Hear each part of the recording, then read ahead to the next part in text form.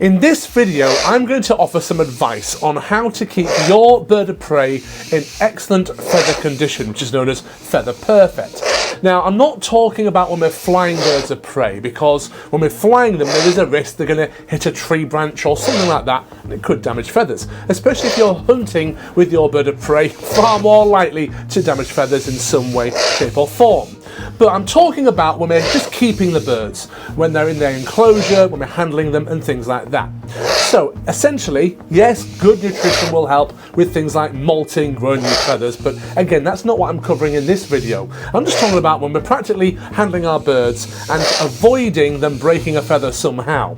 Now, the easiest explanation for this would simply be to have a bird never touch anything. Its wings never touch the floor or a wall or any part of the aviary or anything like that. And of course, that's not possible.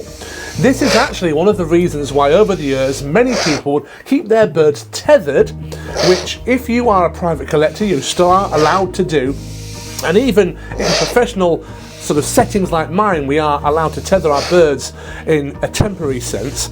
But if you keep your bird tethered and fly it free regularly, this is often seen as the best way to keep the bird in good condition, especially with birds like falcons.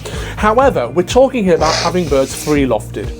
So there are certain things you can do, like the walls of your aviary. If you look at this stuff here, we have this white material. It does come in different colours, and it's not actually a plastic as such. It's a kind of composite, but it's very, very smooth. It's easy to clean as well, but because it's so smooth, if the bird hits the wall with its wings, it's not going to damage them. And also, if you take a look over here at this, we've got the zoo mesh, which is a woven mesh, really good quality stuff, and it's actually very smooth when I feel it. It's not like chicken wire that would break feathers or anything like that. So the actual condition of the enclosure is really important. We also need to make sure that when we're handling the birds, if they try to fly, we call it baiting, that their wings don't hit the walls of where you are or hit the ground or anything like that. So you need to sort of have that back of mind thinking all the time about their feathers and just trying to avoid them coming into contact with anything.